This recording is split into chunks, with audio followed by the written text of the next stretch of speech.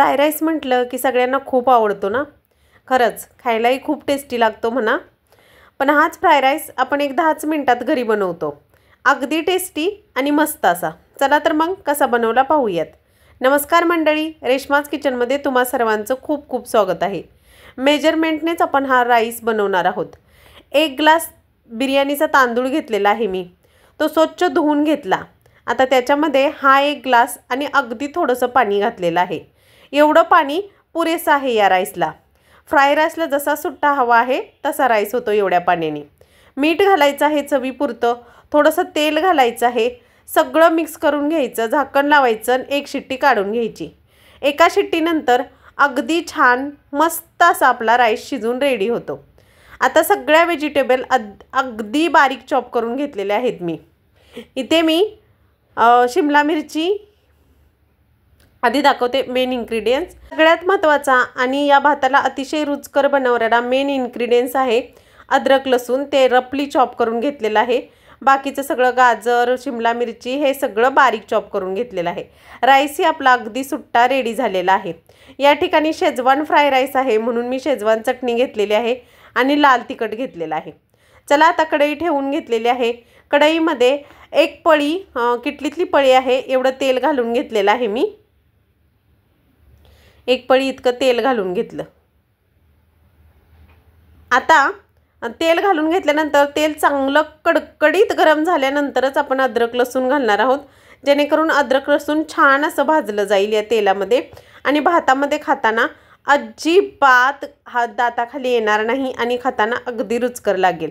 यासाठी एक टीप आहे, ती म्हणजे अद्रक लसूण बारीक चॉप करून घ्यायचं आहे। चॉप करून घेतल्यानंतर खलबत्त्यात घालून थोडं ठेचून घ्यायचं आहे।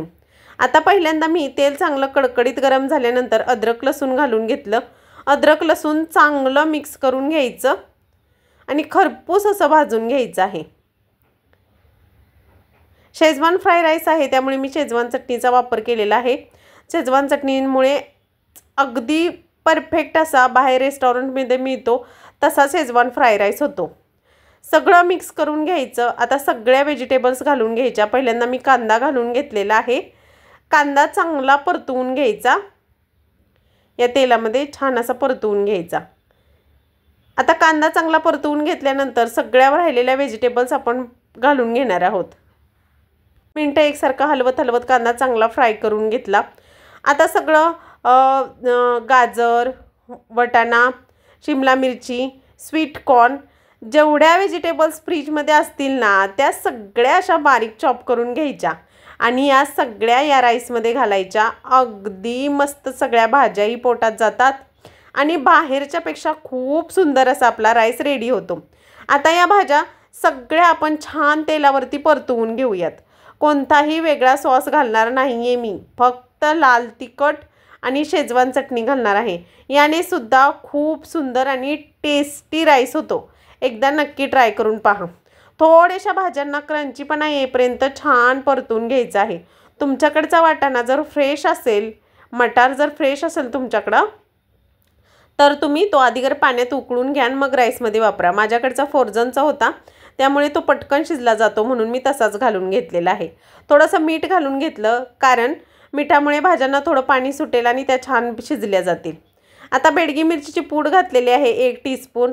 आता ही पूड घातल्यानंतर परत सगळं मिक्स करून घ्यायचं अगदी व्यवस्थित, या पद्धतीने व्यवस्थित असं मिक्स करून घ्यायचं। या बेडगी मिरचीमुळे काय होतं, ही अजिबात तिखट नसते, रंग खूप सुरेख येतो।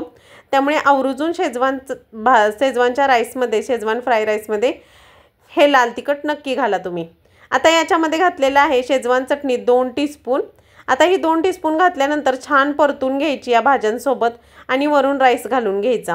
मीठ घालायची गरज नाही आहे, पहिल्यांदाही आपण मीठ घातलं होतं आणि नंतरही आपण भाज्या शिजवतानाही थोडंसं मीठ घातलेलं आहे, त्यामुळे मी वरून अजिबात मीठ घालत नाही आहे। सगळं असं व्यवस्थित मिक्स करून घ्यायचा राईस।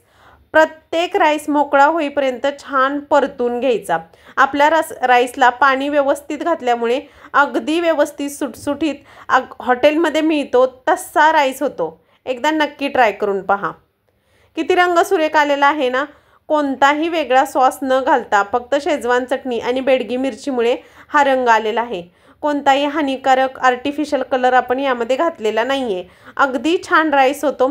कलर किती सुंदर आलेला आहे ना, अगदी सुपर असा. चला तर मग पटापट या राईसला मिक्स करून घेऊयात. सगळा राईस असा व्यवस्थित सुटसुटीत होईपर्यंत मिक्स करून घ्यायचा. 2 मिनिटं मीडियम आचेवरती छान असा राईस परतून घेतल्यानंतर झाकण ठेवायचं. झाकण ठेवून एक वाफ काढून घ्यायची. झाकण यासाठी ठेवायचं जेणेकरून आपला राईस अगदी सुटसुटीत आणि छान होईल आणि वाफेमुळे मसाले अगदी व्यवस्थित लागले जातात. चला तर रेडी आहे आपला राईस. आपण प्लेटिंग करून घेऊया. तिथं मी प्लेट घेतलेली आहे. हॉटेलसारखा राईस केलेला आहे म्हटल्यानंतर हॉटेलसारखी प्लेटही पाहिजे नाही का, म्हणून अशी प्लेट करून घेतलेली आहे मी. अशी प्लेट ही घेतलेली आहे अगदी छान अशी. चला आता प्लेटिंग करून दाखवते. किती सुंदर आणि छान झालाय ना सुटसुटीत. या सर्वांनी मग या पावसाळ्यात फ्राईड राईस खायला आणि घरी ही रेसिपी नक्की ट्राय करून पहा. रेसिपी आवडली तर लाईक शेअर सबस्क्राईब जरूर करा. मंडळी भेटूयात पुढच्या व्हिडिओमध्ये अशाच नवनवीन रेसिपीसोबत. अशाच नवनवीन रेसिपी तुम्ही चॅनलवरती पाहत राहा आणि रेसिपी आवडली तर लाईक शेअर सबस्क्राईब जरूर करा. बाय. Like share subscribe. स्वस्त खा आणि मस्त रहा.